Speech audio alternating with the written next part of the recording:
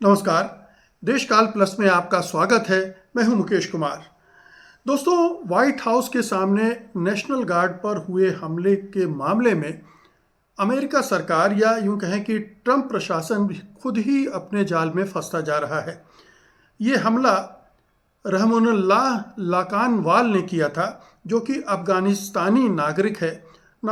उसने अमेरिका में पनाह ले रखी थी और उसने इस हमले में दो नेशनल गार्ड पर हमले किए थे, जिसमें से 20 वर्षीय सारा बेक स्ट्रॉम की मौत हो चुकी है और 24 वर्षीय एंड्रू वोल्फ अभी जिंदगी की लड़ाई लड़ रहा है।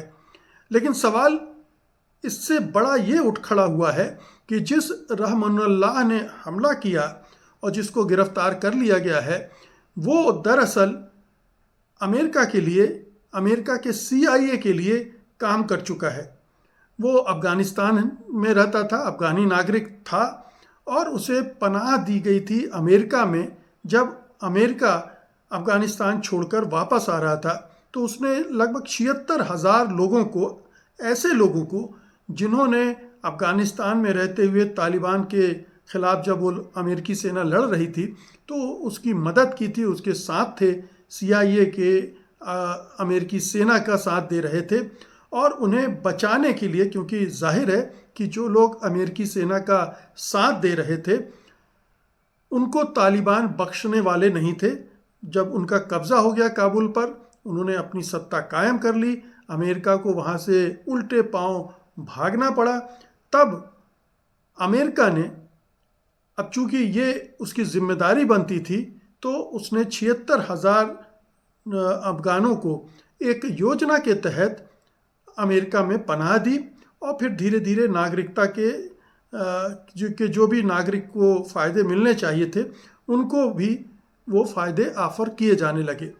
अब जब ये बात खुल गई है कि ये लोग CIA के लिए काम करते थे, तो अब सवाल उठ रहा है, दो सवाल उठ रहे हैं। पहला सवाल तो ये उठ रहा है कि आखिरकार जो अमेरिकी तंत्र था उसने इनकी ठीक ढंग से छानबीन क्यों नहीं की।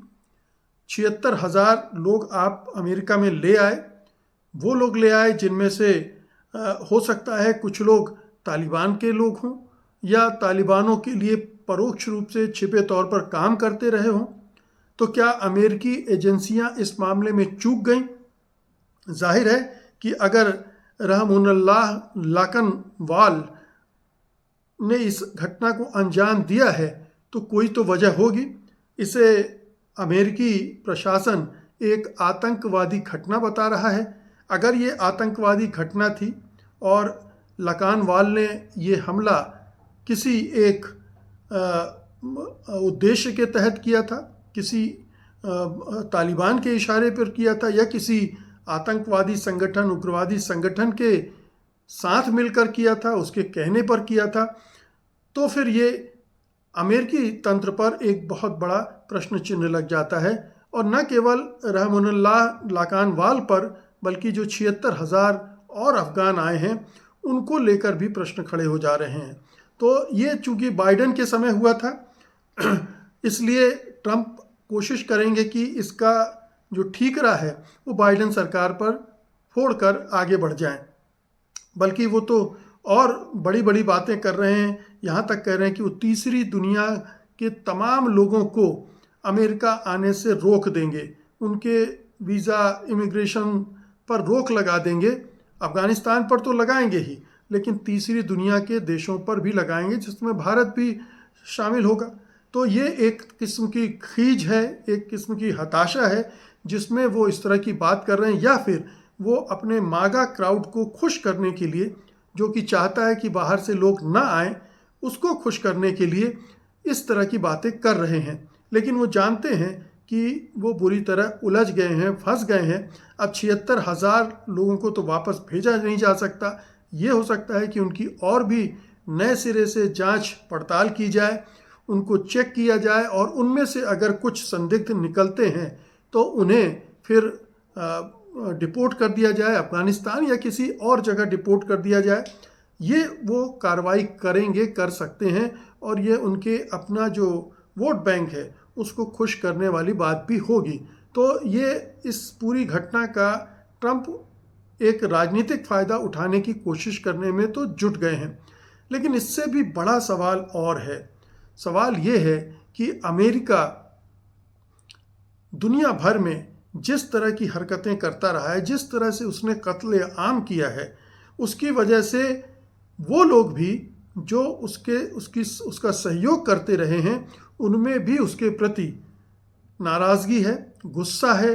और जाहिर है कि अफ़गानिस्तान में तो अमेरिका ने बहुत ज़्यादा मार काट की है। जिस तरह से इराक में उसने कत्लेआम किया था, उसी तरह से अफ़गानिस्तान में भी हमला करके हज़ारों लोगों को मारा था, जिसमें महिलाएं भी थीं, बच्चे भी थे, अस्पतालों तक पर हमले उसने किए थे। तो जाहिर है कि अफ़गानिस्तान के लोगों में उसके प्रति गुस्सा भी होगा। तो जो लोग उसका सहयोग कर रहे थे उस लड़ाई में, ये सोचकर कि अफ़गानिस्तान बदलेगा, वहाँ डेमोक्रेसी आएगी, वो लोग निराश हुए हैं और वो मानते हैं कि अमेरिका ने उनके साथ दगाबाजी की, धोखेबाजी की, क्योंकि वो तो अपने वतन के भी नहीं रहे, अब दूसरे मुल्क में रह रहे हैं, जहां उन्हें दोयम दर्जे के नागरिक के तौर पर ट्रीट किया जाता है, जहां उन पर संदेह किया जाता है, शक किया जाता है, जहां उन्हें जिहादी मानकर ट्रीट किया जाता है।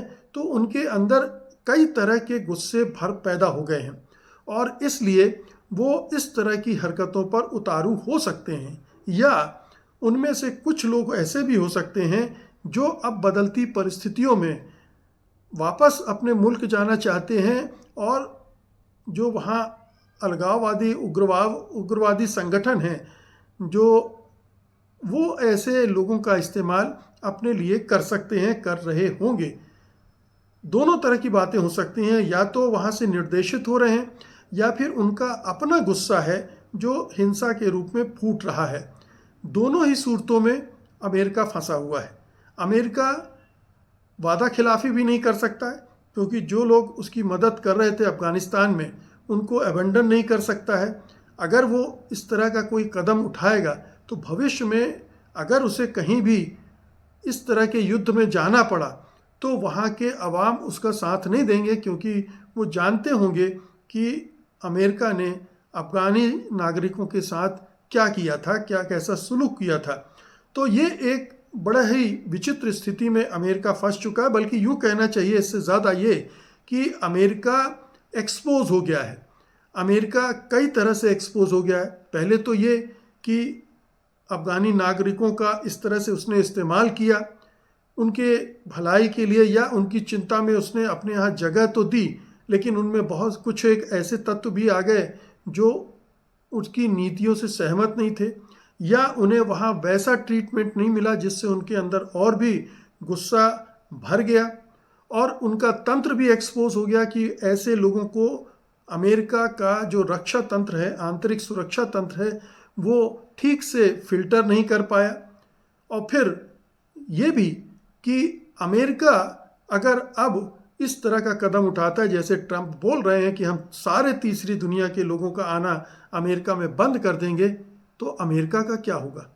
इस तरह की पोजीशनिंग लेना, इस तरह के पोस्चर लेना एक आसान बात तो है, लेकिन इसे इम्प्लीमेंट करना बड़ा मुश्किल है, क्योंकि फिर तीसरी दुनिया में अमेरिका के खिलाफ और नाराज़गी और गुस्सा और नफ़रत पैदा होगी, और ये दुनिया भर में अमेरिका वैसे ही बहुत पॉपुलर देश नहीं है, उसकी अलोकप्रियता और बढ़ती जाएगी।